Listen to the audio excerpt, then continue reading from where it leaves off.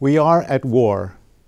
Unlike any of those waged during the 20th century, this war, the war against terror online, is one that invades our living rooms, our offices, and threatens every aspect of our daily lives.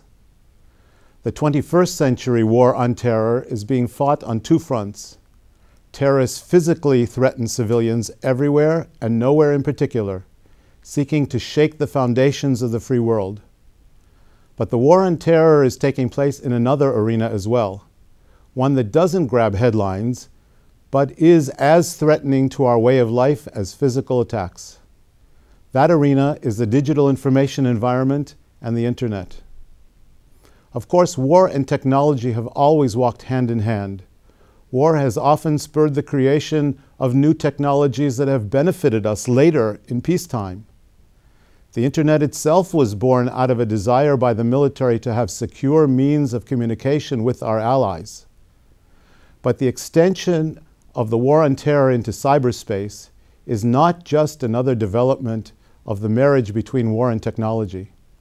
Fighting terrorism today is unlike any other war in history, in large part because of the unique power of the digital environment and its impact on our individual lives. Internet communication is the engine of civilization in postmodern times, and threats to its integrity threaten us all. In our new book, Fighting Terror Online, we address the major question, how do societies respond to these threats?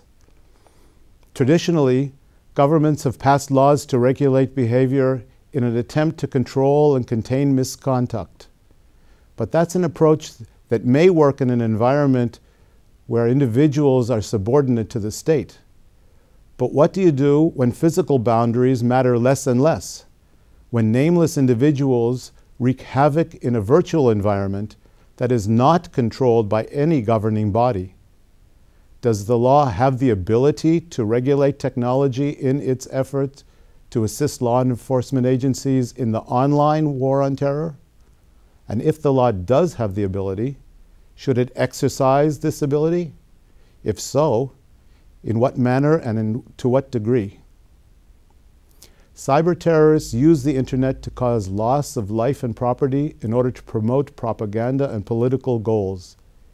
They can try to destroy our financial system, take over air traffic control, or paralyze transportation and communication networks. We are vulnerable because in the age of information, it is information systems that run our infrastructure. Terror propaganda uses and abuses freedom of speech and freedom of press to sow fear in the target group, to curry favor in the court of public opinion, to distort government responses, and to mobilize support by fundraising and recruiting supporters.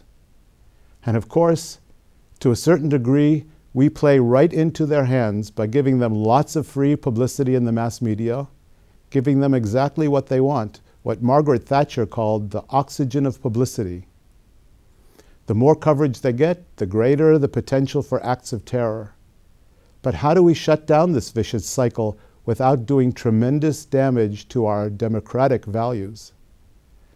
We can lock up data with passwords and with technology tools such as encryption.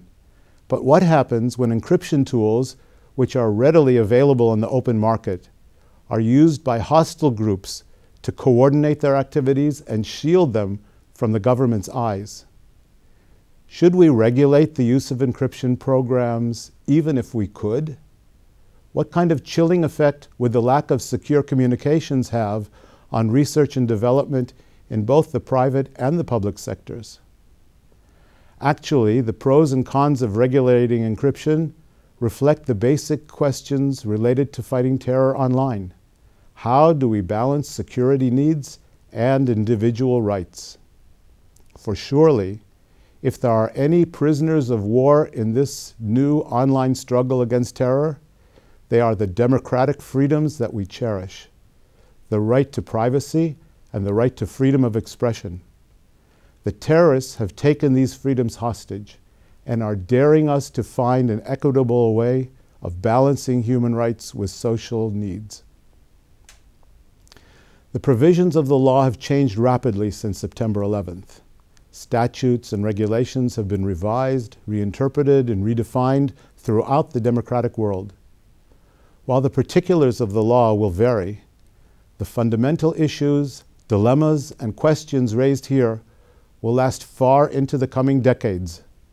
The evolution of technology, breakthroughs in scientific research, and the relentless determination to fight the evil of terror must lead us, our children, and our children's children to find the solutions necessary to protect the individual and society from harm, and at the same time, balance security and civil liberties.